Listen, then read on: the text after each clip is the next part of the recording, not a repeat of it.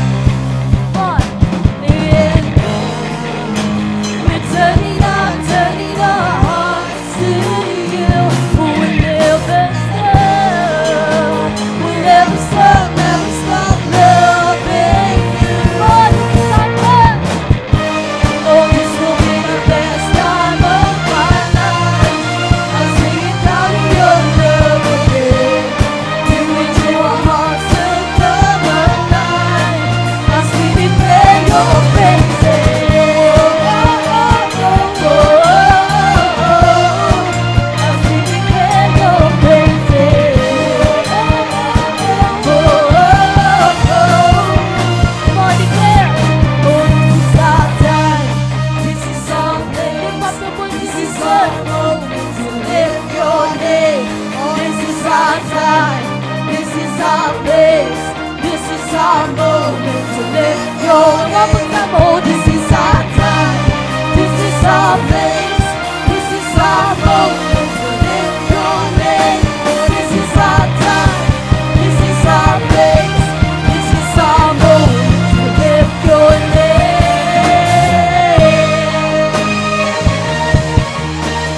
Hallelujah. Come on, sing. Whoa.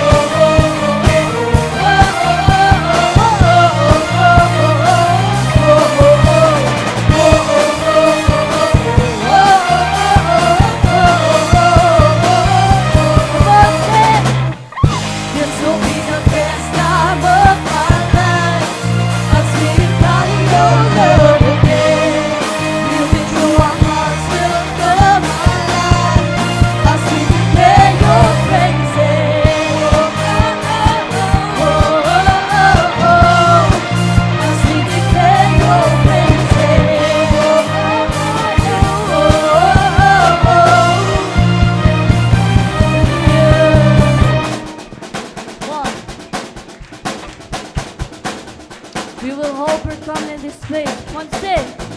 Thanks be to God who always says us to triumph in His name. Thanks be to God who always says us to win. Yeah.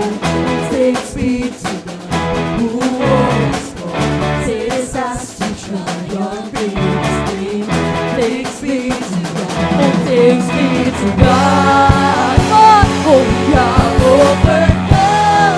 Hallelujah, hallelujah. We are overcome by the power of your name.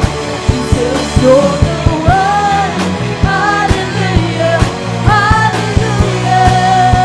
So one who made a way for us to triumph in His name.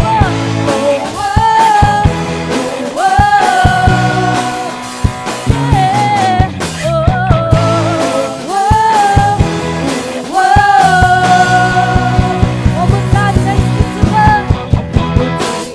to God who always causes us to triumph in His name. Thanks be to God who always causes us to win. Yeah. Thanks be to God who always causes us to triumph in His name. Thanks be to God. Thanks be to God. On down for Jesus. God overcome. Hallelujah, hallelujah. God overcome by the power of your name. You're the one, Jesus, you're the one. Hallelujah, hallelujah. The one made a way for us to triumph in His name. Oh, look up to Jesus. On deck.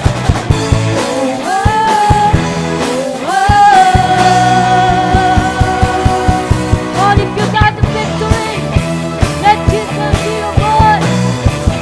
Oh, let's sing. Oh, hey, hey.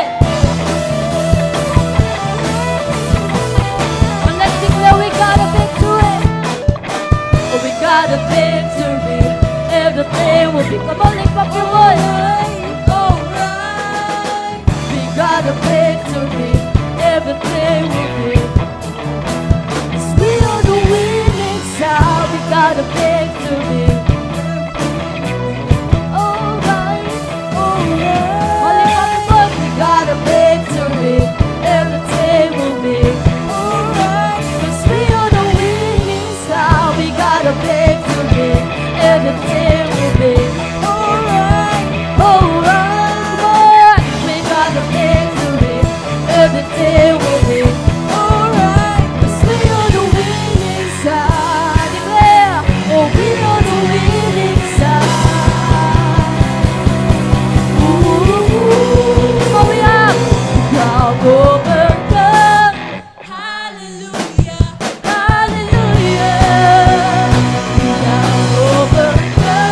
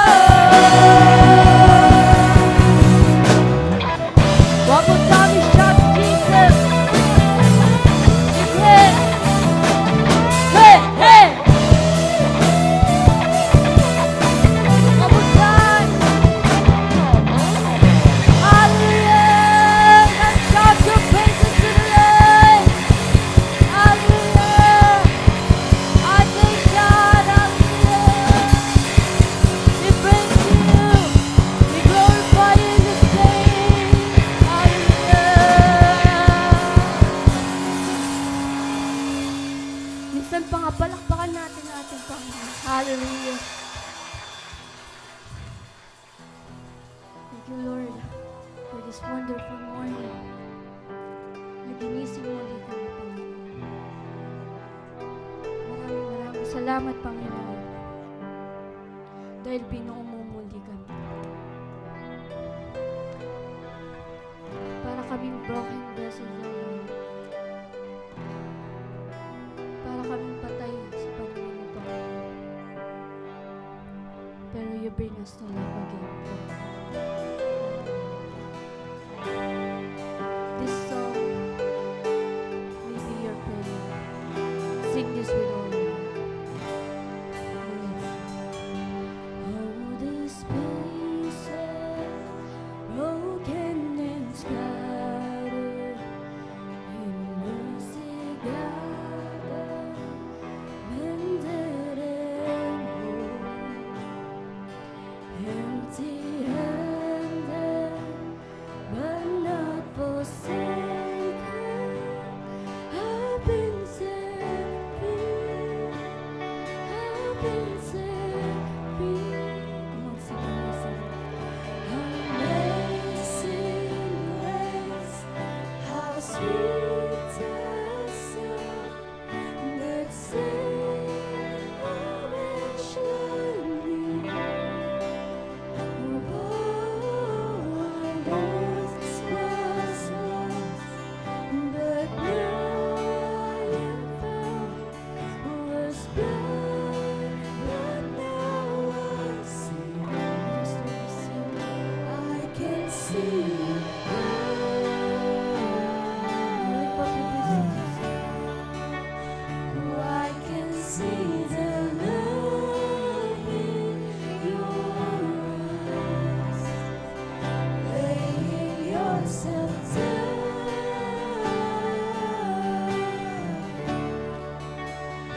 Raising up the broken to life.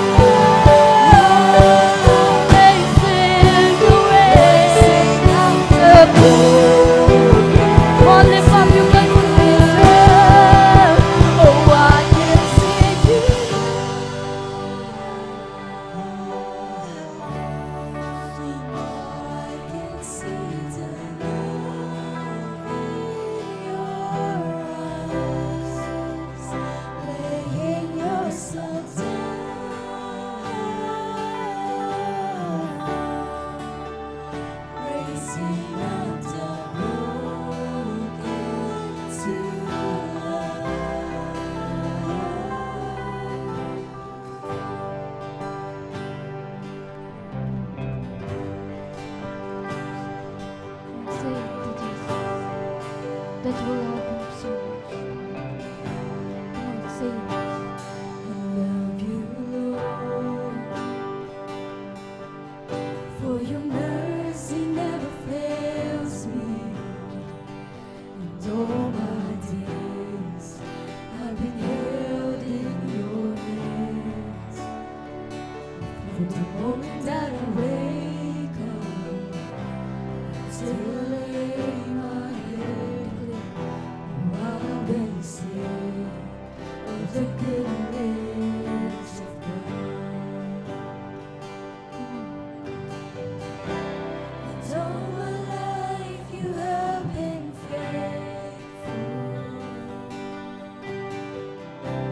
And all my life you have been so, so good.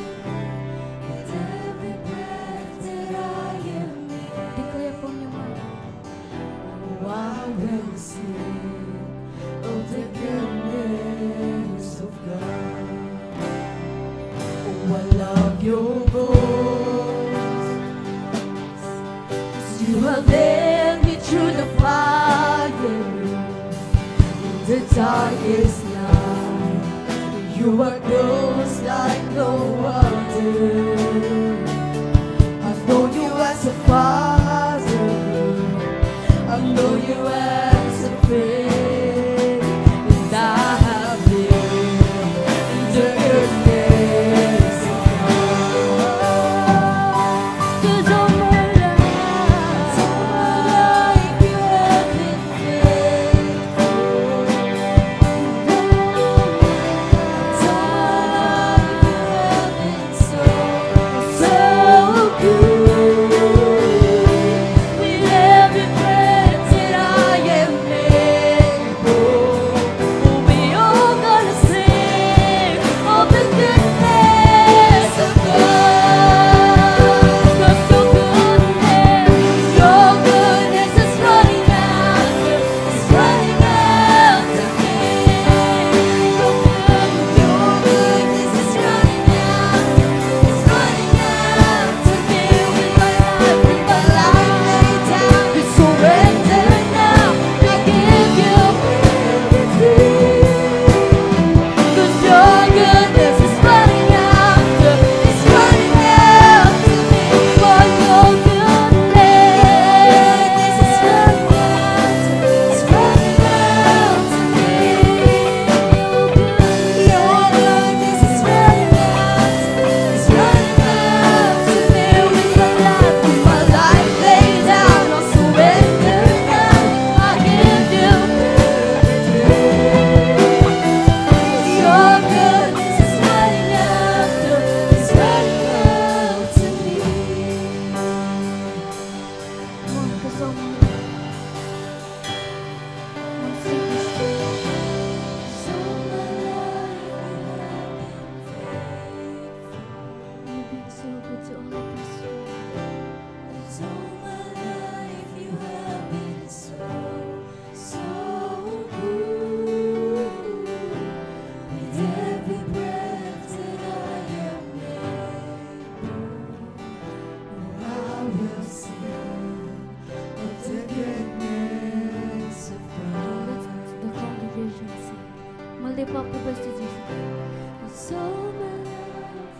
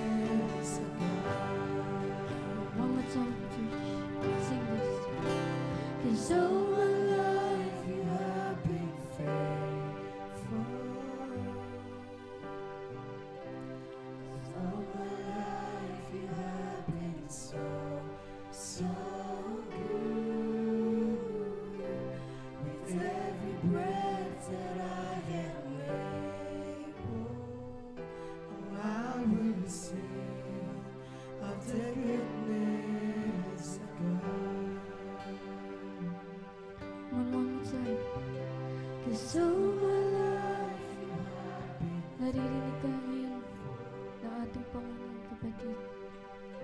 Speak to Him right now.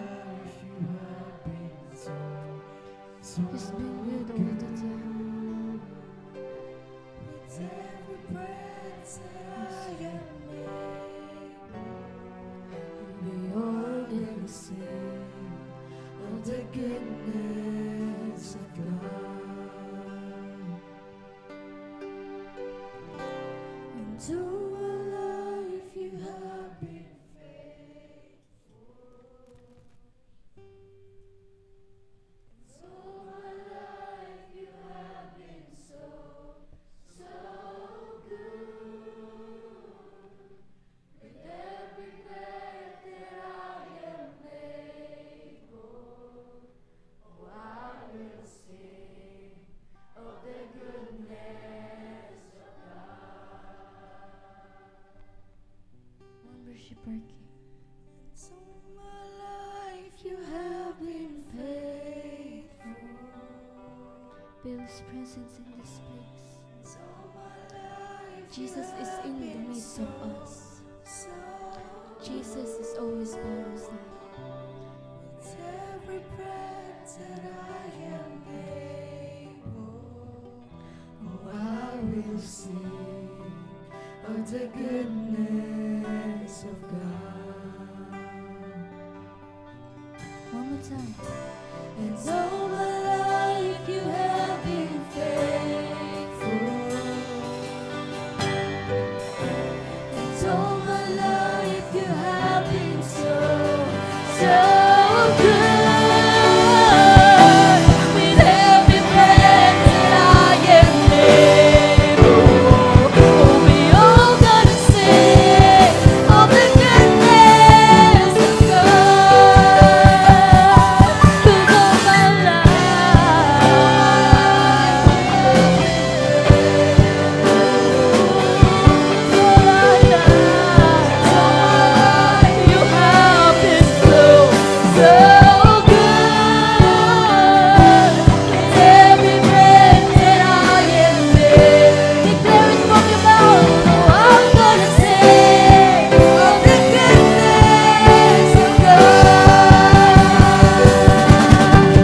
'Cause all my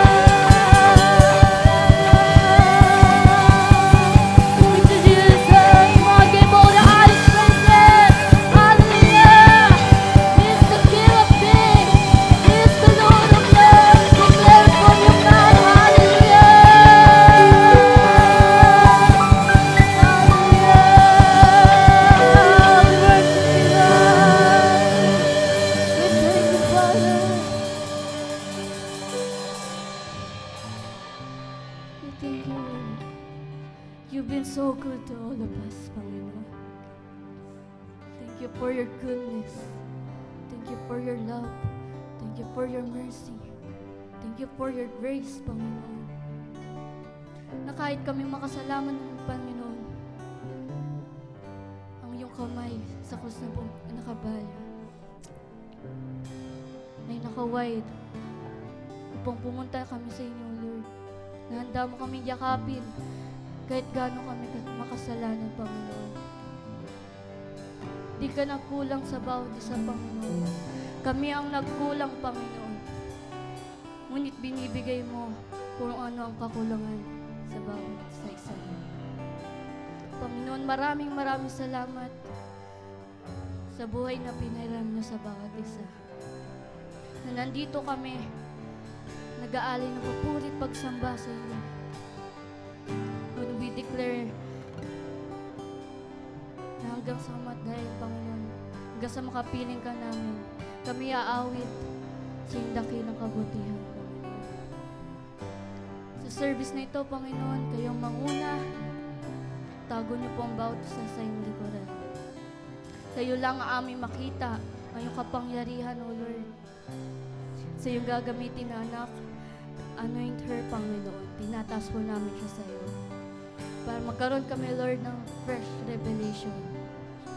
Na maitimo namin sa aming puso't isip at aming ito'y sa buhay. Panginoon, maraming salamat. Kayo ang manguna sa lahat. Sa iyo po namin pinagkakatuwa. Lord, naali po namin ang buhay namin sa iyo, Panginoon. Alam namin, Lord, nakakatagpuin niyo kami. Lord, to you be all the glory, honor, and highest praises. Jesus' mighty name we pray. Everybody say, Amen.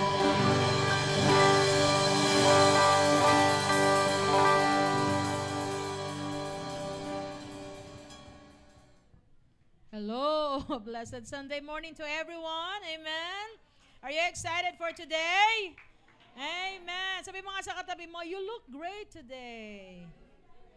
Yan. Marami pa po dito mga upuan sa harapan, sa mga nagtisiksikan po dyan sa likuran. Okay? And welcome sa COG Angono. We have visited, meron pa po ba dito mga visitors, invited visitors and guests? Pakitaas po ang kamay ng mga ngayon lang po nakadalo dito sa COG Angono. Meron po ba? Meron po ba? Lahat pala naka-attend na. Sige, palakpakan po natin ang Panginoon. And to our online viewers, thank you for joining us today. At alam ko na nakahanda na ang bawat isa para sa mensahe ng ating Panginoon. And today we will discuss, or we will continue our series, Mirror, Mirror on the Wall. Diba? Okay, ang karugtong nito, See the Ways of the Lord. Ngayon po, this is the part 2 of our series at ang ating title ay Lean on Me. Okay? So pag-aralan po natin ito and I pray na ang lahat ay ready na, ang kanyang isip at puso ay handa ng taniman ng Diyos. Kung kayo nakahanda na, pumalakpak ng malakas sa Panginoon. Amen.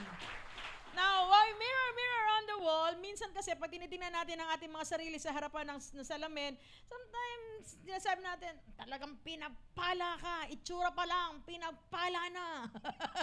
Diba? Diba? Yung iba naman, tumitingin sa salamin, ano ba yan? Wala nangyayari sa buhay mo. I don't know kung paano kayo tumitingin sa salamin. Ito ba ay depende sa inyong mood o depende sa laman ng bulsa? Kasi pag mapuno ang laman ng pagpuno ang bulsa mo, kahit ano itsura mo, ang ganda mo. Yes, you're the man. ang feeling mo talaga, yes, kasi syempre sobrang saya ng puso mo. Di ba? Pero minsan, yung salitang blessed, and today sa social media, #blessed. Di ba? Tapos may mga post.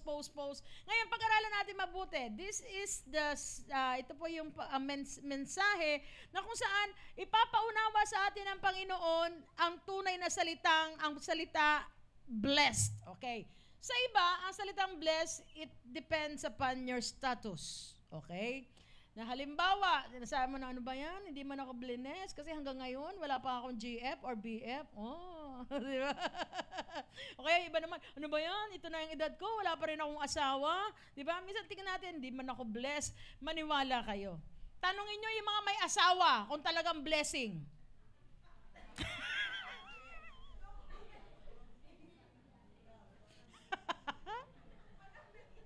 Ba't wala nag-amen? Yung lahat ng mga may asawa na pinagpala, sumigaw na malakas sa amen! Amen! Totoo yan ha, mula sa puso yan ha. Lumalakas tuloy ang loob ng iba. Sabi niya, mabuti na lang. Di ba? So, yung iba, sinasabi nila, ganito lang ang sweldo ko, samantalang sila, ganyang kalaki, blessed talaga sila.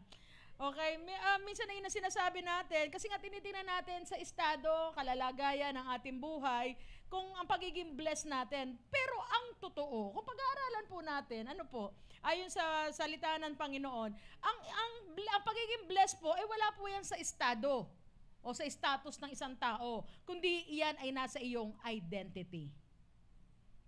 Ano pong ibig sabihin ng identity? Ibig sabihin nun, it's not what you have, but who you have in your life. Hindi kung anong meron ka sa buhay mo, kundi sino ang nasa buhay mo. Amen po ba? Kaya kung ikaw, isang tao na may Kristo, kapatid, pinagpala ka. Yung iba naman, pag sinabing blessed, it is in a situation. Di ba? Kaya yung iba, ito ang dahilan, minsan hindi umaattend ng church eh. Di mo na ako binibless ni Lord eh. Akala ko ba pag umattend ako ng church, ibe-bless ako ni Lord. Pagkanto buhay namin, ang gulo-gulo pa. Di ba? Ang pamilya ko, ang asawa ko, ganyan. Ang anak ko, mga pasaway. Kaya minsan, wala na akong magawa. Ang ginagawa ko na lang, binibigyan ko na mahigpit na yakap. Di ba? Hanggang maging violet. Di ba? Mahigpit na yakap sa leeg hanggang mag-violet. Ganyan ang ginagawa ko sa anak ko. Kasi wala na akong magawa. Kasi tinitingnan natin yung sitwasyon natin. Diba? Akala natin ito yung pagiging blessed. O kaya, marami ka pa rin bayarin. Lord, wala naman nangyayari eh. Pero po natin, ang pagiging blessed, hindi yan nakadepende sa sitwasyon ng buhay mo. Ito ay nakadepende sa iyong attitude o sa iyong disposisyon sa buhay. Na kahit anong kalalagayan mo, you have this attitude. Tingnan po natin sa Bible, ano? Saan po natin makikita yung maraming salitang blessed? Di po ba sa Matthew 5, na blessed is the man who is poor in the spirit, theirs is the kingdom of God. Di ba? Blessed is the man who is humble, di ba? Blessed is the man who is righteous, for they will see the face of the Lord. Ang tawag doon, beatitudes. Alam niyo yun? Nilagyan lang ng prefix na B yung attitude. Hindi niyo ba napapansin? Beatitudes ang tawag doon. Bakit beatitude? Kasi ang gusto ng Panginoon, ano man ang sitwasyon mo, magkaroon ka ng tamang pananaw. Amen? Yes, mahirap ang buhay ko ngayon. Ang mahalaga, meron akong Diyos kasi kahit anong gusot, pwedeng ayusin ng aking Panginoon. You have the right disposition, you have the right attitude na kahit magulo ang nangyayari sa buhay mo, hindi gaano kagandahan ang nangyayari sa buhay mo, meron ka pa ring hope sa puso mo, meron kang tamang pananaw, at meron kang tamang tugon sa lahat ng sitwasyon. Kaya nga, ang pagiging blessed, it is having the right attitude. Amen? Kaya nga, you are blessed if you fight righteousness in your life. Just like the same with Samson last week, di ba? 56,800 steps ang binigyan sa kanya ng pagkakataon. Pero ang pinanaig ni Samson sa kanya, kaya siya nahulog, napunta siya sa downfall ng buhay niya, na-ruin ang buhay niya. Kasi, ano nangyari? Pinaglaban niya ang kasalanan kaysa sa kabutihan ng Diyos. Kapatid, maniwala ka, pinagpala ka. Dahil hanggang ngayon, buhay ka pa, malakas ka pa, at yan ang tingnan mo, mahal ka ng Panginoon. Sometimes, ang ibang tao, ang tingin sa blessed if you are self-sufficient. Okay? When you say self-sufficient, alam nyo, meaning yan, able to maintain oneself without outside help. Blessed ka dahil hindi mo na kailangan mangutang para pambayad ng mga bills. Hello, kaway-kaway sa mga ganung tao. Di ba? Hindi mo na kailangan ng mga Medicard kasi marami kang pera pang hospital. Di ba? Hindi mo na kailangan ng mga PhilHealth, Medicare. Diba? Hindi mo na kailangan yon kasi meron kang sariling pera. Diba? Now, self-sufficient, yes, maganda po yan na estado ng tao, lalo na pag kayo mag-aasawa. Na hindi ka nadedepende sa yung mga kahit kanino, kundi kayo mag-asawa, diba? Na able kayo, okay, kaya nyo magsimula ng pamilya ninyo. Okay, pero ito ang katotohanan. Hindi natin, tayo mga tao, we cannot exist alone. Okay? Sa ating buhay, ha? Okay, pagdating sa Panginoon, paglakad natin sa Panginoon, hindi, it is maling kaisipan na sabihin natin na hindi natin kailangan ang tao, hindi natin kailangan ang Diyos sa ating mga buhay. Amen. Bakit ko po nasabi yan? Pag-aralan po natin. Because we are created. Ang ating pagkakagawa po, ang disenyo ng ating Panginoon ay with coexistence. Okay? Ito po sinasabing coexistence. Ano ibig sabihin ng coexistence? We can't live without the other. Kaya nga, di ba sabi doon, no man is an island. Amen. Di po ba? Hindi tayo pwede mabuhay na nag-iisa lang. We need to rely to one another and we need to rely on God. Lalo na sa Panginoon. Okay, ito po, pag sinabing coexistence, ito yon. Balik tayo sa creation. Okay, sa creation tayo, sa Genesis. Ano ang unang nilikha ng Panginoon? O, yung mga nag-Sunday school. Ano ang unang nilikha ng Diyos? Light, okay. Ilang araw ginawa ang mundo? 6 na araw. Sa kapangyarihan ng Diyos, dahil siya yung most powerful God, pwede naman isang araw lang eh. Tama po ba? Pwede naman isang araw, sabihin niya na lahat ng meron sa mundo, ilaw, gano'n, dagat, pak, pwede naman yun eh. Pero bakit inabot pa ng 6 days? Hindi naman siguro na bored si Lord, kaya ginawa niya, para araw-araw may gagawin ako. Hindi naman ganun siguro, no? Siguro, but God created the world in 6 days because He's making a point. Okay, tandaan natin. Let there be light. Ngayon, sa susunod, let there be land, seas, the air. At pagkatapos nun, ginawa niya na yung isda. Di ba? Bago ang dagat muna, bago isda. Lupa muna, bago puno. Hangin muna, bago yung mga ibon, kung ano pa man. Bakit ganon? Kasi gustong ipakita sa atin ng Diyos yung coexistence. Kasi pag wala ang dagat, hindi kayang mabuhay ng mga isda. Pag wala ang lupa, hindi kayang mabuhay ng mga puno at halaman. At tayo mga tao, pag wala yung hangin, hindi natin kayang mabuhay. And we, kahit gaano kakayaman, you cannot produce your own oxygen. Ang oxygen na yan, nakukuha natin sa mga halaman. Ang mga tao, we can produce carbon dioxide. At alam nyo yan kung saan lumalabas yan. Alam nyo kung saan lumalabas.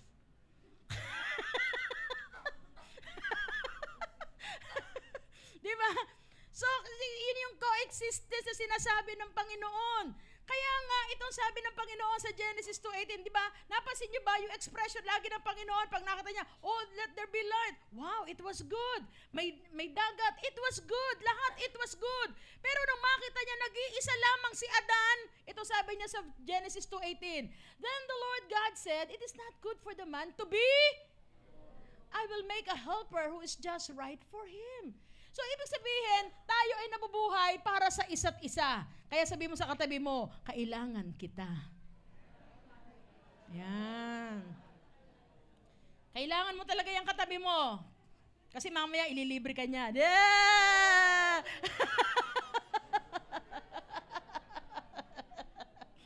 Uy, dito na uli. Kaya naman pagdating sa librihan eh. hindi ba? Kaya nga, mga asawang lalaki, kailangan yung mga asawa din yung babae, vice versa. Mga anak, kailangan yung mga magulang nyo. Diba? So yung mga tao na nagsabi na, I can live alone. No! You cannot live alone. Kaya nga yung mga tao na iniitsipwera ang Diyos sa buhay niya, hindi yan tunay na blessed. Diba? Kasi ang tunay na bless at ang blessing na yan na tinanggap mo, iyan dapat ay magtuturo sa blessor mo. Para ikaw ay magpasalamat sa Kanya. Amen. Hallelujah. Okay. Sige, palakpakan natin ang Panginoon. So sabi doon, having a blessed life begins when we recognize that we need God in our life. Amen po ba? Kaya nga, yung salitang blessed, pag-iintindihin natin, applicable lang pala ito sa mga tao na kumikilala na at nasumpungan niya na ang lahat ng kanyang pangangailangan ay nakita niya lang sa ating Panginoon. Kung siya yun, then you can go, you are blessed. Kaya kapatid, kung ikaw ay umaasa sa Diyos para sa inyong pangangailangan, ikaw ay pinagpala ng Panginoon. You have a blessed life. Sige, palakpakan natin ang Panginoon. Ngayon, balikan natin yung Beatitudes of Matthew 5 verse 3. Blessed are the poor in the spirit, for theirs is the kingdom of heaven. Ngayon sa iba, maling interpretasyon ang ginawa nito na poor in the spirit. Akala yung pagiging mahirap ay pagpapala. Ayoko na maging mayaman. Sabi pala ng Diyos, mas malapit sa Panginoon. Mapupunta ako sa langit pag ako ay mahirap. Ay naku, patay tayo dyan. Hindi ba? When you say poor in the spirit, itong ibig sabihin nun, na kahit meron ka na ng lahat ng bagay dito sa mundo, still in your heart, in your mind, in your soul, you still feel the emptiness. Lagi kang may bankruptcy na parang laging may kulang sa'yo. At alam na alam mo, ang kakulangan na yan, si Kristo lang ang makakapuno. Yun daw yun. Yun yung sinasabing poor in the spirit, na alam mo na ang lahat ng meron sa'yo, si Kristo lang ang makapagbibigay ng tunay na saya sa buhay mo. Hindi mo ito hahanapin sa lahat dito sa mga bagay dito sa mundo. Hindi mo ito hahanapin sa lugar, sa tao. Hahanapin mo ito sa ating Panginoon.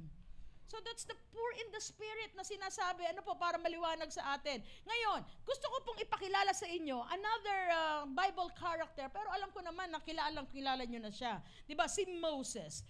Who was Moses? Sino ba si Moses? Kilala niyo po ba si Moses? Si Moses, siya ang ginamit ng Panginoon na magpadala ng 10 plagues. Ano yung 10 plagues? 10 salot sa Ehipsyo. Tama po ba? Kasama ang kanyang kapatid na si Aaron. Kasi nga, nire-request sila na palabasin na, palayain na ang mga Israelita. And during that time, millions ang nakalabas ng mga Israelita. At pinangunahan ni Moses yun. Moses, siya ang ginamit para mahati ang Red Sea. Amen po ba? Si Lord yun, ginamit lang si Moses. Ngayon, ano pa? Nagpadala ng mana, nagpadala ng pugo, pagpukpok sa bato, biglang bumukal ang maraming tubig. Ngayon, pag sinabing ganon, ibig sabihin, wow, sa ibang tao, ang galing naman. So, he experienced miracle after miracles. Pero, tingnan natin, ano ang title na binigay kay Moses? Diba? Si David, ang bigay na title sa kanya, the giant slayer. O kaya, the man after God's own heart. Kung ako magbibigay ng title kay Moses, siguro bibigay ko sa kanya ay the sea divider. Yan, naghahati ng dagat. Diba? The stone cracker. Ganun. O kaya the baker, kasi merong mana eh. Diba? Pwedeng ganun eh. Kaya lang, alam niyo po ba, hindi title na the most powerful man, pero actually pwede kay Moses yun, di ba? Kasi yung kapangyarihan ng Diyos talaga nag-manifest sa kanya eh. Pero alam nyo ba kung ano ang title na binigay kay Moses? The most humble man on earth. Wow! Siya yung pinakamagpapakumbaba sa harapan ng ating Panginoon. Now, itong pag-aaralan natin, bakit ito ang naging title na ibinigay kay Moses? Are you ready? Okay, pag-aaralan natin. Exodus chapter 33, beginning verse 1. Ito ang account na kung saan ang sinabihan na ng Panginoon, si Moses, sabi niya, Moses, okay, isama mo na ang mga Israelita, pumunta na kayo doon sa promised land. During that time, they were in the wilderness. Okay? At ito yung time na kung saan sabi niya, malis na kayo, pero hindi ko kayo sasamahan. Kasi punong-puno na ako sa mga Israelita na yan. Tingnan mo katabi mo, mukha na bang punong-puno na rin si Lord sa kanya? Sabi mo, Pastora, hindi si Lord, ako ang punong-puno na sa kanya. Diba? Kapatid, tandaan natin to ha. Yes, si Lord, long-suffering. Mapagmahal si Lord. Pero tandaan natin, pwede rin pala maubos ang pasensya ni Lord. Kasi during that time, sabi niya, punong-puno na ako sa matitigas na ulo na to ng mga Israelita. Okay, pagbasahin natin ang verse 1 para maintindihan natin. Then the Lord said to Moses, leave this place, you and the people you brought up out of Egypt, and go up to the land I promised on oath to Abraham, Isaac, and Jacob, saying, I will give it to your descendants. Sabi ng Panginoon, o sige Moses, umalis na kayo dito, pumunta na kayo sa lupain na ipinangako ko sa inyong mga ninuno, si Abraham, si Isaac, at si Jacob. Pumunta na kayo doon. At sabi pa ng Panginoon, I will send an angel before you and drive out the Canaanites, Amorites, Hittites, Perizzites, Hivites, Jebusites, pesticides, at hindi nagtatites. Lahat yan. Sabi doon, okay. Sabi doon, pagpapadala ako sa inyo ng angel. That was good news, di ba? Nung pinaalis sila, pinasamahan ng Panginoon ng isang anghel na kung sino man ang lulusob sa inyo, kakalaban sa inyo, may anghel na magtatanggol sa inyo. Isn't it amazing? Amen? Okay, kaya lang ito sa verse 3. Go up to the land flowing with milk and honey. Pumunta kayo dyan sa lupain na may gatas at pulot-pukyutan. Wow, this is a good place, a wonderful place. But, I will not go with you. Puntahan mo yung magandang lugar na yon. Hindi kita, pero hindi kita sasamahan. Anong ibig sabihin nito, mga kapatid? Pinapayagan pala ni Lord na matupad ang pangarap natin. Pinapayagan ni Lord na gumanda ang buhay natin. Pero ang tanong, sa pag-unlad at pagyaman mo, kasama mo ba ang Diyos? Kaya huwag tayo magtataka na dito sa mundo, maraming successful na tao. Pero let me remind you, not all success and blessings come from the Lord. Hindi lahat ng matagumpay, hindi lahat ng pinagpala, ito ay nagmula sa ating Diyos. Kasi ito pwede. Sabi niya, papayagan ka, sige, makarating ka sa pangarap mo. Papayagan ka ni Lord. Pero ang tanong, kasama mo ba ang ating Panginoon? What's the difference between the two? Listen to this. Okay, sabi doon, bakit hindi sila sasamahan ng ating Panginoon? Because you are a stiff-necked people. Ang titigas ng ulo nyo. Pag sinabi kong pumunta sa kanan, pupunta kayo sa kaliwa. Pag sinabi kong pumunta kayo sa kaliwa, pupunta kayo sa kanan. Ayaw nyo magsisunod. Ang gusto nyo lang, laging ibigay yung kalam ng sikmura nyo. Di ba? At pag nasatisfy na kayo, babalik na naman kayo sa katigasan ng ulo ninyo. Di ba? Totoo naman yun, nangyayari yun, mga kapatid. Minsan sa atin, we have prayer requests, pupunta tayo sa Panginoon. Yes, we will attend. Iiyak tayo, Lord! Tapos pag ginanon, pag pinag-pray, tapos kinabukasan, tinugon ni Lord.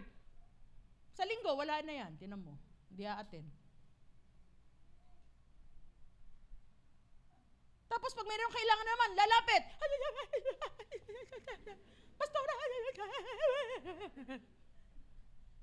Kumakapang-isay, kala mo, mamamatay.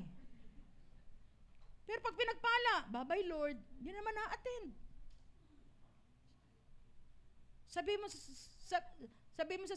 sa katabi mo, ganun tayo, di ba? Sabi mo. Oh, huwag tayo magturo, tayo lahat yun. Di ba? Huwag kayo magturo, tayo lahat yun. Di ba? Grabe tayo. O tama na, dito na uli. Masyado na kayo nagkwentuhan eh. Nandito na kayo. Okay. So, sabi doon, ngayon, nung marinig naman ng mga Israelita na hindi na sila sasamahan ng Diyos at nawa ang dalangin ko, ito rin ang ating maging tugon. Pag naramdaman mo na parang ang layo-layo na ni Lord sa buhay natin. Now, sabi doon, when the people heard this distressing words, they began to mourn and no one put on any ornaments. Nung marinig nila yon, talagang nagdalamhati sila, nalungkot sila, umiyak sila, di ba? At walang isa man na nagsuot ng alahas, ng mga burloloy sa katawan. Kasi sabi niya, hindi tayo samahan ng Panginoon, di ba? At nawa, ganun tayo na kahit tayo pinagpala na, marami na tinugon tayo ni Lord, still, nakakaramdam pa rin tayo ng lungkot pag hindi tayo nakakadalo ng gawain ng Panginoon. Parang nadidistress tayo, naku, sayang. Sabi, ano pa naman, di ba?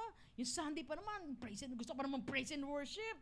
Di ba? Minsan, may hinihingi ng pagkakataon na talaga hindi tayo makapunta ng Sunday. Pero nawa, ganun ang nararamdaman natin. Na sobrang tayo nalulungkot para hindi kumpleto ang ating buhay. Di ba? Hindi kumpleto. Sabi na, sayang, di ako naka-attend ngayon. Di ba? Meron po ba akong kasama na ganun nararamdaman pag di nakaka-attend sa church? Okay, salamat sa Panginoon. Okay, tandaan po natin. Promise without God's presence is equal to distress. Kaya marami tayong nakikita. Sobrang yaman naman, pero parang mukhang stress na stress sa buhay. Samantala yung isa, walang pambayad ng kuryente, walang pambayad ng tubig. Ang ano niya, glow-glow niya, di ba? Yung parang ang mukha niya, nagliliwanag. Parang nilagay niya yung ilaw ng Meralco sa mukha niya. Alam niyo yun?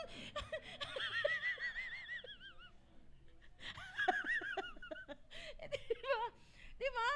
Kaya nga, yun, doon mo makikita talaga kasi nga iba pagkasama mo ang Panginoon. Hallelujah. Okay, ngayon, verse 12. Kaya lang, tingnan natin sinabi doon sa verse 5 hanggang 11, sinabi ng Panginoon, hindi ko kayo sasamahan na kasi ganyan ang ginagawa ninyo. Binigay ko na lahat sa inyo, yung mga pagkain, ginawa ng himala. Pero ganyan pa rin kayo, reklamo pa rin kayo na reklamo. Ayun, hindi ko kayo sasamahan. Kasi pag sinamahan ko kayo, baka naku, mga poksain ko na lang kayo. So, pero iba si Moses. Moses came to the Lord and he said, verse 12, Moses said to the Lord, you have been telling me, lead these people, but you have not let me know whom you will send with me. Sabi ni Moses, Lord, hindi ba ako yung sinabihan mo? Inutusan mo ako, di ba pangunahan ko itong mga taon to? Ngayon papunta namin doon sa promised land, hindi mo kami sasamahan. Ngayon, take note of this. Sino si Moses? When it comes to sa pag-aaral at pagiging leader, he was a great leader. Kasi si Moses, graduate siya ng UE. Ano yung UE? University of Egypt. You remember. Inampon siya ng prinsesa, anak ng Pharaoh. And during that time, ang Egypt, ang isang maunlad, civilized na bansa during that time. Kaya nga, siyempre, yung mga university doon, lahat ng kung gusto nila ng maayos at magandang eskwelahan, doon nila ipapadala sa Egypt. And Moses, bilang ang anak ng prinsesa, natural, prominenteng paaralan ang kanyang pinagtapusan. Amen. Pagdating naman sa experiences sa mga miracles, sabi ko sa inyo, ang dami niya nang na-witness. Marami na siguro siyang natutunan mula sa ating Panginoon.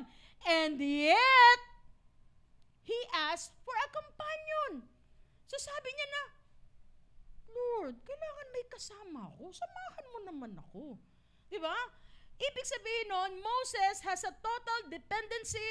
He relied on the Lord. Hindi siya nag-rely sa kanyang sariling kakayanan, sa kanyang natutunan. Amen? Nag-rely lagi siya ay laging umaasa sa ating Panginoon. Okay, sige, palakpakan natin ang Panginoon. Kaya nga mga kapatid, ito ang katotohanan. The truly confident are those who are fully dependent on God. Hindi malakas ang loob ni Moses dahil sa kanyang natutunan at sa kanyang narating. Malakas ang loob niya dahil sa pagsama ng Diyos. At nawa ganon din tayo. When we ask something to the Lord, amen. Lord, yung pamilya ko, lagi ka nagpe-pray. Lord, promotion, trabaho ko, negosyo ko, paunlarin mo.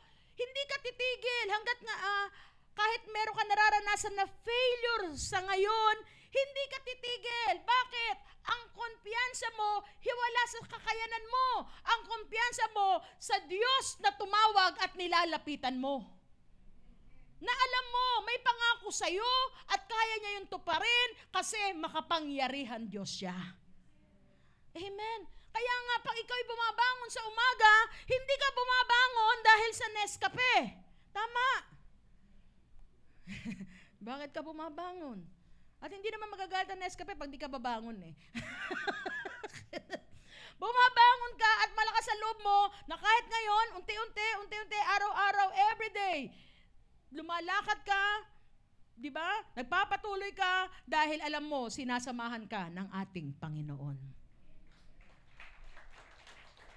Kaya nga ngayon, ang ating lakas bilang mga Kristiyano ay wala na sa ating sariling kakayanan, kundi sa pagsama ng ating Panginoon. Just the same with Moses. Ngayon, tandaan po natin, kahit gaano ka kayaman, kahit gaano ka successful, mga kapatid, ito ang katotohanan.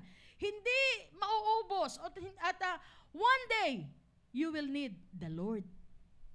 Hindi mauubos yung ating pangangailangan sa Diyos that every day of our life, tatawag at lalapit tayo sa Diyos.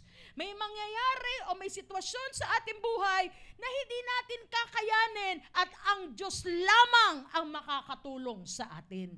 Kaya nga yung mga tao na nagsasabi na, I can do it alone, I don't need God, anong tawag doon? Sila ay mayaya.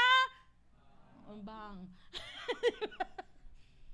Kaya nga, si Moses, he was given the title, the most humble man. Sa kabila ng kanyang natutunan at kakayanan niya, he still relied on the Lord. Nagtitiwala siya sa ating Panginoon. Amen po ba? Okay, ngayon, sa verse 12, ang sabi doon, you have said, I know you by name, and you have found favor with me. Sabi pa ni Moses, di ba? Ba't di mo sasamahan? Di ba sabi mo, kilala mo ang pagkatao ko? Yung name niya, sabihin yung pagkatao niya, mula sa sinapupungan ng nanay ko hanggang ngayon, kilala mo ako, di ba? At sabi mo, nasupungan mo yung pabor. So, ibig sabihin, favored din si Moses. Pinili siya ng Panginoon para manguna. Ibig sabihin, pinaboran siya. And sometimes, tayo mga tao, ibang salita natin ng favor. Minsan yung favor na yan, iyan na nag-uudyok sa atin na, sige, pasukin ng kahit ano, pasukin ng trabaho. Total, pinaboran ako ng Panginoon eh. Di ba? Papasukin niya lahat ng bukas sa pinto, opportunity, akala mo, iyon na yun. Di ba? Papasok sa isang relasyon, akala mo, favored ka ni Lord. Kung si Moses, sa katatayuan niya, magandang eskwelahan ang pinag-aralan niya, marami siyang natutunan sa Panginoon, sinamahan siya talaga ng Panginoon for the past years. Hindi ba? Para sa akin, sabi niya, go na, Moses! Favored ka na eh, mahusay na leader ka na eh. Kung sa iba na lang, sige na, kahit na, sige, okay lang, sige, kahit di tayo samahan ng Diyos. Sige, tayo na, lakad na. Pero si Moses hindi. Kahit siya ay sabing favored ni Lord, still, nararamdaman niya, kailangan pa rin niya ang Diyos sa buhay niya. Siguro sinabi ni Moses, Lord, sa wilderness, sinamahan mo kami. Pero ngayon, napapasok kami sa promised land. Lord, the more na kailangan kita. Kaya mga kapatid, nawa, ganun din tayo. Lord, the more na nagiging successful ako, the more na kailangan kita sa buhay ko. Paano ko mapapamahalaan ang wealth na ito, yung pinagkatiwala mo, na hindi ito maging hadlang para sa aking pagsamba at paglilingkod sa iyo. Lord, samahan mo ako. Amen? Ngayon, sabi pa niya sa verse 13, if you are pleased with me, sabi niya, di ba Lord, nalulugod ka sa akin, natutuwa ka sa akin. Ngayon, tatanungin ko kayo, kung ito ang sabihin sa iyo ng Panginoon, natutuwa ako sa iyo, ano ngayon ang ihilingin mo sa Diyos? Na alam mo, natutuwa sa iyo ang Diyos. Kaya may line yan eh. I know you are pleased with me, ano idudugtong mo? If you are pleased with me, ano idudugtong mo? Bawa si 10:10. If you are pleased with me, ano dudugtong mo dyan? Ha? Kung ikaw ay nalulugod sa akin, anong karugtong niyan? Minsan mga tao gano'n, di ba? Di ba, Lord, natutuwa ka sa akin? Siguro kung tayo yan, Lord, if you are pleased with me, then give me my money. Di ba parang tuwa ka.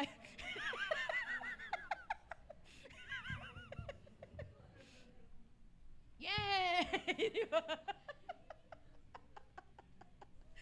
Kunyari pa kayo, kala nyo ako lang, kayo din naman. Hindi, di ba? Siguro yan ay tutukton nyo, Lord, if you are pleased with me, bigyan mo ako ng house and lot, di ba? Di ba? Bigyan mo ako ng jowa, di ba? Ganon. Di ba? Kasi nga, pag naisip mo na nalulugod ka sa akin, Lord, I need a breakthrough, di ba? Promote mo ako, graduate ako ng magna cum laude, di ba? Ganon. Gusto mo yun eh. Kasi alam mo, natutuwa sa iyo ang Panginoon eh. Pero, ibahin natin si Moses. Again, let me remind you, sino si Moses? Galing sa prominenteng eskwelahan, marami natutunan, mataas, di ba? Marami naranasan, powerful works ng Panginoon, miracles ni Lord, and yet, nang malaman niya na, di ba Lord, natutuwa ka sa akin? Ang hiniling niya, teach me your ways. Lord, turuan mo pa rin ako. Kasi po, mga kapatid, ito ang, kailangan, yung ways ng Lord, ito yung magtutulak sa atin para magkaroon ng good success. Sabi doon sa Joshua 1:8, the book of the law shall not depart from your mouth, but you shall meditate on it day and night, so that you may be careful to do according to all that is written in it. For then you will make your way prosperous, and then you will have, again, bakit may nakalagay na good success? Alam niyo ba na mayroong bad success? Pag sinabing good success, ito yung dumaan sa ways ng Lord. na umasa sa daan ng Panginoon, na na-promote ka kahit hindi ka sumipsip, lumago negosyo mo kahit walang under the table. Iyan sa Panginoon ang good success. Pero yung umasa ka lang sa sarili mong kapamaraanan at sa paraan ng mundo, iyan yung bad success. Kaya pala si Moses, ang sabi niya, Lord, teach me your ways. Paano kung lalakaran to? Paano kung pamumunuan ng mga taong ito? At titigas nga ng ulo niya yan. So hiningi ni Moses ang mga bagay na yon. Kaya anong makikita natin kay Moses? Why he gained the title, the most humble man? Because the blessed life flows from a teachable heart. Malayo ang mararating ng mga tao na nagpapaturo at may puso na handang magpaturo. Dito lang, halimbawa sa mga estudyante, alam niyo po ba, ang sikreto ng mga successful na tao sa Amerika, okay, sabi sa, meron ako napanood na isang sabi doon, yung mga successful na tao sa Amerika, alam niyo po ba kung ano ginagawa nila? A year, sa isang taon, nagbabasa sila ng 40 plus na mga libro. Continually, they are feeding their minds kasi hindi pa sapat sa kanila. Kahit marami na sila experiences, malago na negosyo nila, basa pa rin sila ng basa. Kayo, mga kabataan, yung Florante at Laura, tapos nyo na ba?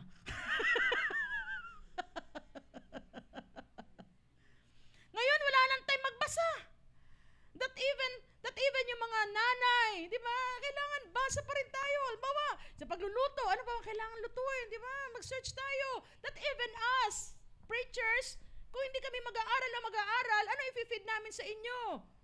Kailangan ilagi natin i-upgrade ang sarili natin. Maniwala kayo, there's a blessing at malayo ang mararating ng mga tao na laging nagpapaturo.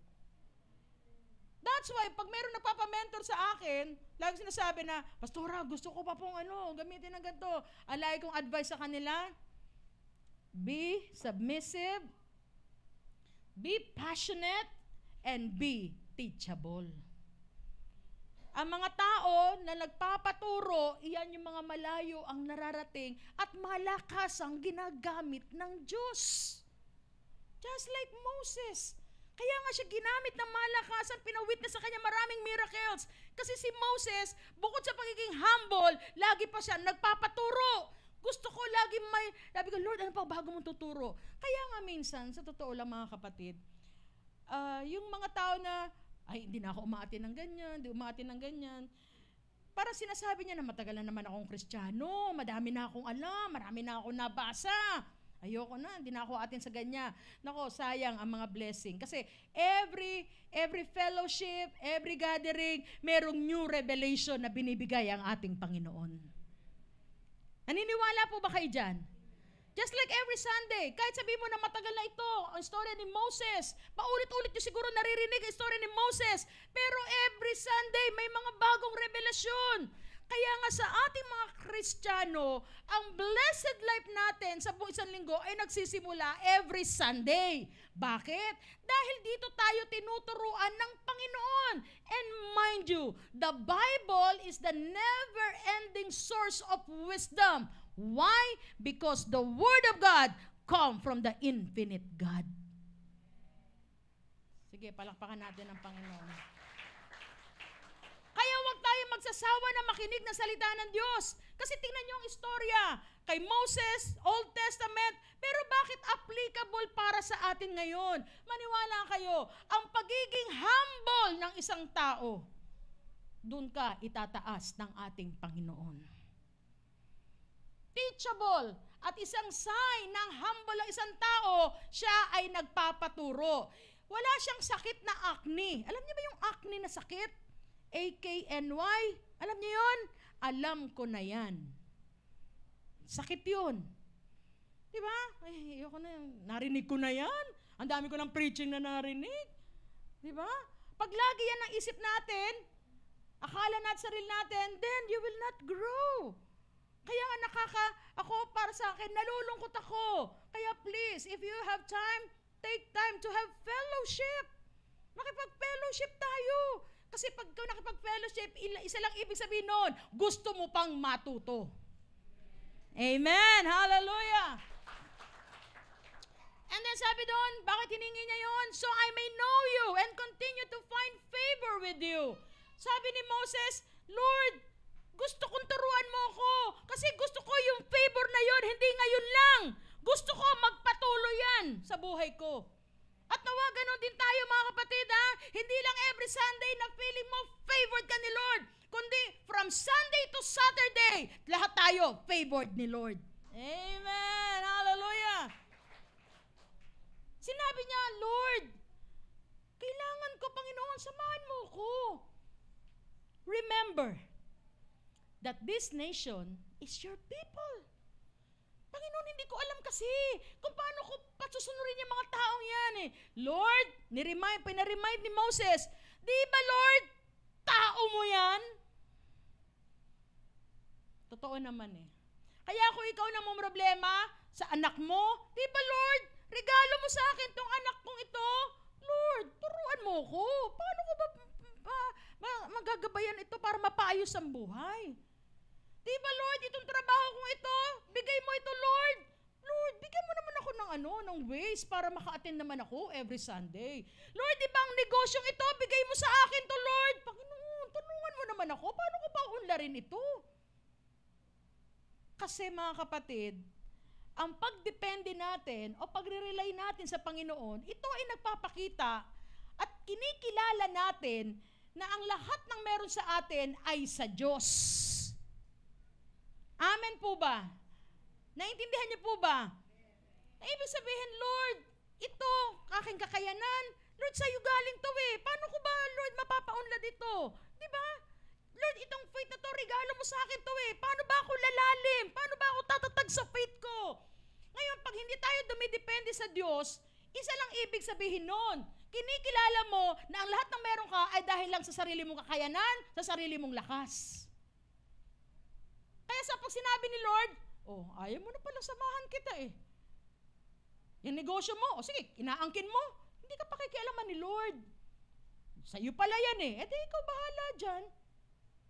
Kaya yung mga negosyo, yung mga trabaho, makikita mo kasi pag inaangkin mo na, nakuha mo yan dahil sarili mong lakas, hindi ka pakikialaman ni Lord. Pero pag sinasabi mo na, Lord, tulungan mo naman po ako. Hindi ko kaya to, Lord. Di ba, Lord, nirequest ko sa'yo to eh, hiningi ko sa'yo to eh. Galing sa'yo to, Lord eh. Di ba?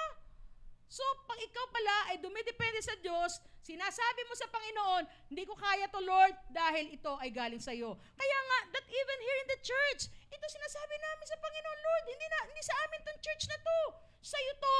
Kaya kung ano gusto mong gawin, kung ano man saan mo kami papuntahin, depende lang kami sa'yo. Just like with your life. Mind you, hindi natin kaya ang ating buhay kung sa atin lang. Kakailanganin natin lagi ang Diyos sa buhay natin. Amen?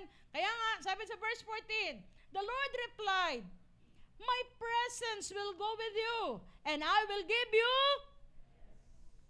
ang tunay na blessed na buhay, may kapayapaan at may kapahingahan. Anong ibig sabihin nito? Pag ako ba blessed, ibig sabihin nun, hindi na ako magtatrabaho. Hindi yun. Alam mo yun, na magtatrabaho ka, hindi dahil lang sa sweldo, sa paycheck, hindi ka papasok sa school dahil lang sa baon, hindi yun. Gagawin mo ito, alam mo, that you're enjoying your life. Okay, ito po naalala ko. Alam niyo po ba, nung hindi pa ako nagpipreach, ang alam ko sarili ko, ang gift ko ay gift of sleeping. Alam niyo yun? Gustong-gusto ko talaga laging matulog. Minsan nga niloloko ni pastor eh. Kasi merong one time, natulog ako ng alas 5 ng hapon, gising ko alas 6 na ng umaga. At kaya ko matulog, madikit lang ako sa pako. Tulog agad ako. Sabi ko, ito ang gift ko eh. Sleeping.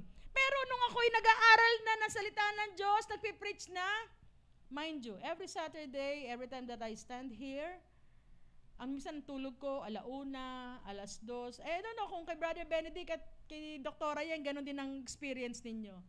That every time na magpipreach kami dito, ang tulog namin, 2:00 na madaling araw, 3:00, kasi sa pag-asikaso, sa pag-ano, talagang pinipilit namin talaga maging maayos ang ipipreach. And yet, pagtatayo dito, you're still energized. Amen? So, ang pagiging rest pala, hindi dahil hindi ka tatatrabaho. Ibig sabihin nun, ine-enjoy mo ang ginagawa mo. Amen. Hallelujah. Rest ka, enjoy ka sa ginagawa mo. Hindi po ba? Mantakin ninyo, pag alas 2 ako, alas 3 nagising. Siguro itsura ko dito.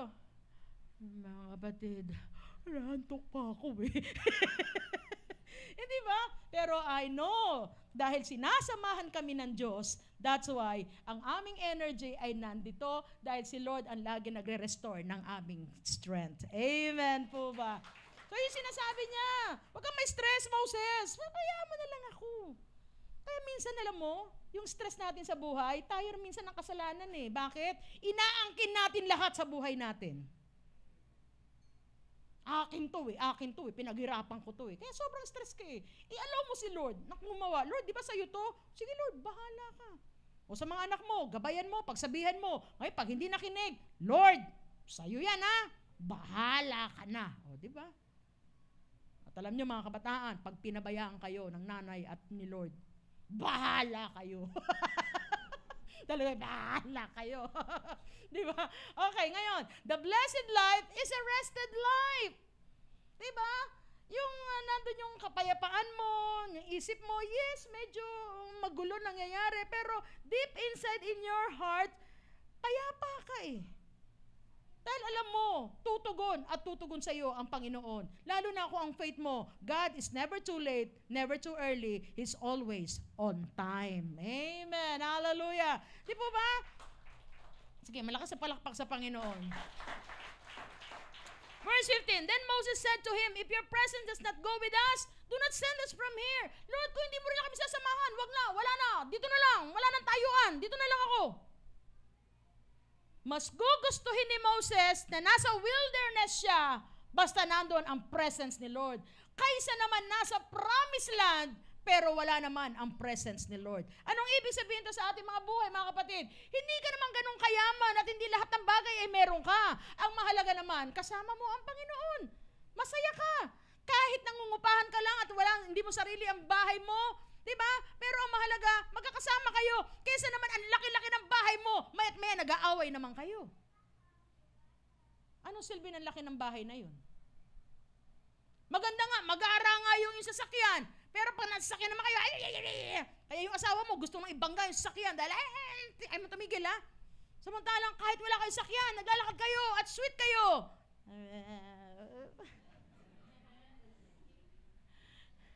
Diba? O, di ba?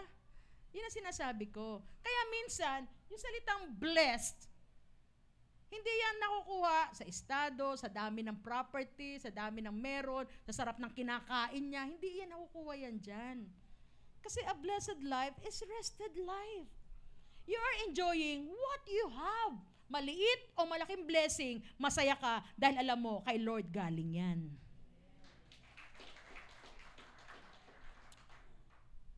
Bakit hiningi ni Moses yon? Na Lord, samahan mo kami. Yung favor mo, Lord, laging sumaamin. Kasi ito pa isang dahilan ni Moses sa verse 16. How will anyone know that you are pleased with me and with your people unless you go with us? What else will distinguish me and your people from all other people on the face of the earth? Sabi niya, Lord, di ba? Napapaligiran kami ng mga kaaway, yung Hittites, Amorites, di ba? Jebusites. Paano kami magiging iba sa kanila kung hindi mo kami sasamahan? Maniwala kayo mga kapatid, nagiging iba lang tayo because of the presence of God in our lives. Pag ang prayer mo pala ay ganito, Lord, paano sasabihin na iba na sinasamahan mo kami, nabuhay ka? Kung ganito pa rin ang buhay namin, walang kaayusan, na wala kaming makain, wala kaming pambayad. Lord, ano sasabihin nila? Na lagi ako nasa church pero wala nangyayari sa buhay ko. Now, ito po pala ang gusto ng ating Panginoon na maging goal natin. To be blessed is not your goal, but to glorify God. So, ang ibig sabihin pala, pag hihingi ka sa Diyos, siguraduhin natin mga kapatid na mag-glorify ang Panginoon sa ating blessing. Na mapaparangalan ang Diyos sa blessing na tinatanggap natin. Hindi lang yan para sa ating sarili. Nasasabihin natin na, tinan nyo, favored ako, pinaboran ako, blessed ako, di ba? Nakakapunta ako kung saan-saan, ganito nangyayari sa aming buhay, blessed na blessed kami, di ba? It's not for your own. Pag ikaw ang nag-request kay Lord, Lord, i-bless mo ako ng sasakyan. Kasi Lord, ang dami kong gustong ianyayahan sa church, gustong makarating sa church, mind you. I remember that time, nung kami po sisimula ang COJ Angono, it was a very hard time for us. Sa aming pamilya, nung nasa tapat pa ng McDonald's, 6 years we have no allowance because pangangailangan pa lang ng church, kulang na. Kami nang derenta ng bahay at ang aming tubig, nakikiigib lang kami sa aming kapitbahay for 10 years. Ang anak ko, tumigil sa pag-aaral, walang pambaon. Minsan wala kaming pangkain. Then I asked the Lord one morning, Lord, kung ito ang buhay ng mga lingkod mo, Panginoon, sino mag-e-encourage na maglingkod pa sa'yo? Kasi Lord, pagkain lang, wala kami. Pambaon ng anak ko, wala kami. Yung tinitirahan namin, Lord, minsan, nadidelayed kami ng pambayad. Pag umuulan, may waterfall sa loob ng bahay namin. Nakikigib lang kami ng tubig. Sabi ko, Lord, paano kami makaka-encourage sa iba na maglingkod sa iyo, na may papakita namin na andyan sa pinaglilingkuran namin ay tunay na nagpo-provide. Kasi Lord, hindi nakikita sa buhay namin eh. Until such time that the Lord heard our prayer. And mind you, the timing of the Lord is always perfect.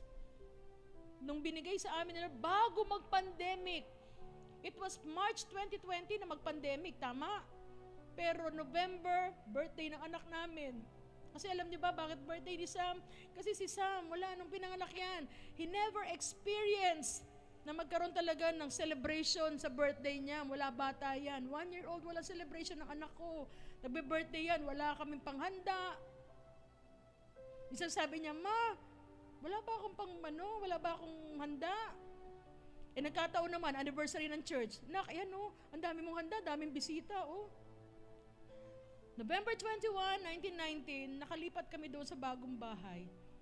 At bakit nilob ni Lord bago mag-pandemic? Kasi nung mag-pandemic, hindi ba, bawal lumabas, kailangan laging maligo. So nagkaroon kami ng sariling tubig.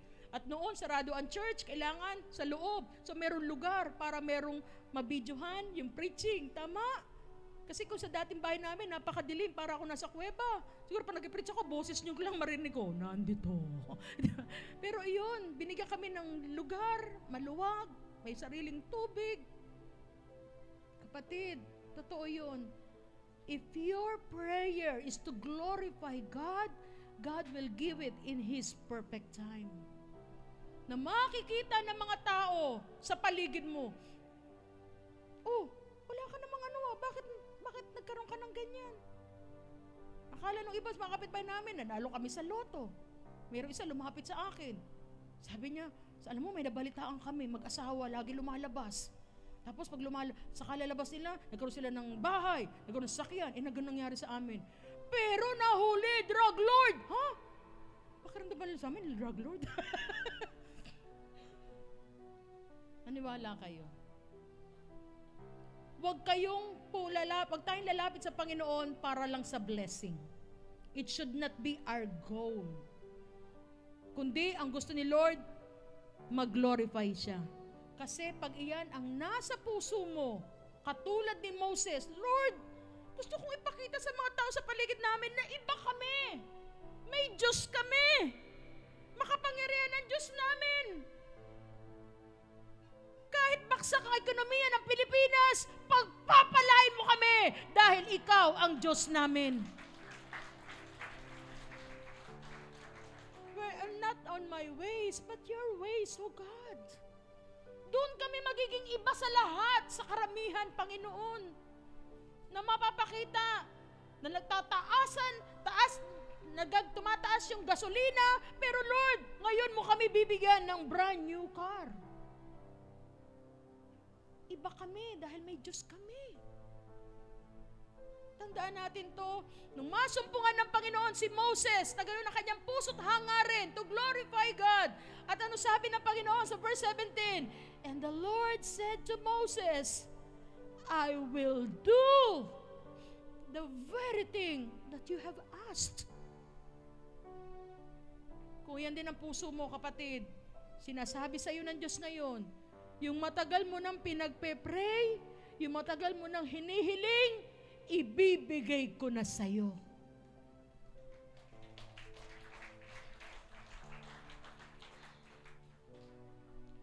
That's why Moses was the most humble man on earth. Nakilala si Moses hindi sa mga powerful miracles na ginamit siya ng Panginoon. Nakilala siya because of his humility. Malaki, malayo ang mararating ng mga tao na dumidepende sa Diyos. Na nagpapaturo sa Diyos at kinikilala ng lahat ng meron sa buhay niya ay galing sa Diyos. And today, ano man ang hinihingi mo, kapatid, search our hearts. Humihingi ka ba ng blessing para patunayan lang sa ibang tao na ikaw'y nakaahon na iba ka? O gusto mong magka-blessing para maparangalan ang Diyos sa buhay mo? Kung ikaw yon, pwede ka bang tumayo? Hallelujah. And let us worship the Lord. Lord, teach us your ways, O God. Let the blessed life begins here. Come on. Hallelujah.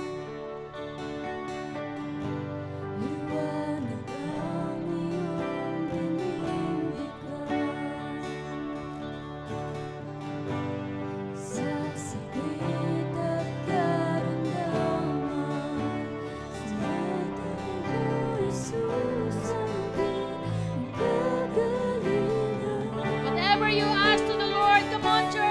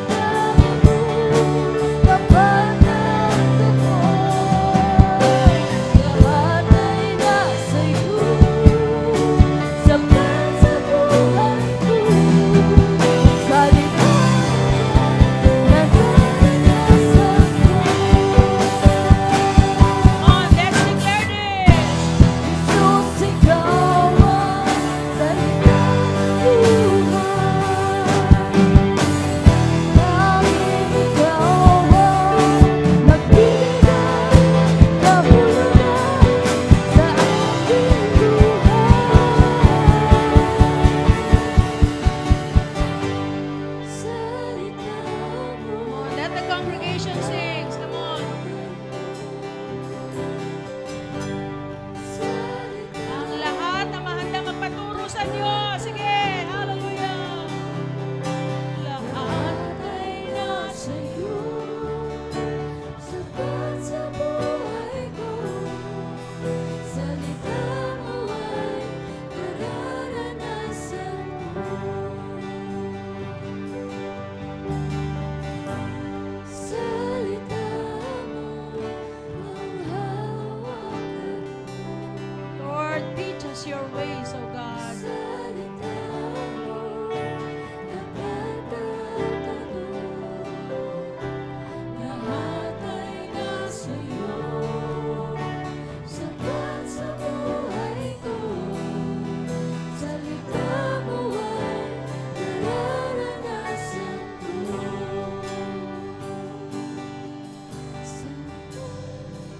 Hallelujah. Salamat po sa iyo, Panginoon, sa mensahe na dinala mo sa bawat isa sa amin, na patuloy na nagtuturo na hindi namin kayang mabuhay dito sa mundo nang wala ka, O Diyos. Lord, we need you every second, every minute, every hour, and every day of our life, Panginoon. And the more na nagiging successful ang bawat isa, na the more na lumalago kami, the more na kailangan ka namin, Panginoon. Lord, turuan mo ang bawat isa na huwag namin hanapin ang mga pintuan na bukas, kundi hanapin namin ang may hawak ng susi ng pintuan. And you are the key holder. You are the doorkeeper. Na huwag namin hanapin ang green pasture. Hanapin namin ang great shepherd sa aming buhay. Dahil kahit saan mo kami dalhin, hindi kami magkukulang, Panginoon. Because you are the powerful God. Huwag namin hanapin ang fertile land. Hanapin namin ang Diyos na kayang gumawa na kahit tuyong lupa ay pwedeng magpabukal ng tubig. Lord, masumpungan namin ang lahat sa iyo, Panginoon. Maging ang tunay na kapahingahan. Kung kami man, Lord, ay nai-stress sa pang-araw-araw, Lord, we may learn to acknowledge na lahat ng meron kami ay sa iyo, pag-aari mo. Dahil wala naman kami nung dumating kami dito sa mundo. Turuan mo kami, Lord, ng total dependency sa iyo, that we only rely on you, O God. Dahil yan ang blessing ng mga tao na dumidepende sa iyo. Nagkakaroon ng kapahingahan, nagkakaroon ng kapayapaan, at higit sa lahat, bibigay mo sa amin ang hinihiling ng aming mga puso. Lord, ano man ang sitwasyon, kalalagayan ng aming mga kapatid, let each one knows we are still blessed. And we are blessed because you are with us. It's not what we have, it's about who we are in our lives. At kung ikaw ay lagi namin kasama sa aming buhay, meron kaming pinagpalang buhay. Salamat po, Panginoon, sa araw na ito. Lord, abutin mo ang bawat isa. Lord, tingin mo ang mga iyak ng puso ng aking mga kapatid sa mga sandaling ito. And let their private crying, Lord, ang mga private cries na yan, ang mga iyak nila sa lihim, Lord, palitan mo ito. It will turn to a public testimony, Panginoon, na mag-glorify sa pangalan mo, Panginoon. Lord, this is I declare to each one na nandito, Panginoon, that your ways, O God, and the good success, Lord, na ipagkakalob mo sa bawat isa. Ang mga estudyante, Panginoon, sila'y makakatapos, O Diyos, at makakakuha sila ng magandang trabaho na makakatulong sa kanilang pamilya at mag-glorify ka, Panginoon, na ikaw ang Diyos na nagbigay ng tagumpay lahat ng mga katatayan, sa kanilang trabaho, sa kanilang mga negosyo. Lord, samahan mo ang mga kananayan. Paano namin palalakihin ang aming mga anak, O Diyos. And Lord, especially this church, O God, COG Angono, Panginoon. Lord, this church is yours. Kaya kung ano ang gustong gawin mo, turuan mo kami, Lord, na umasa at magpaturo lamang sa iyo.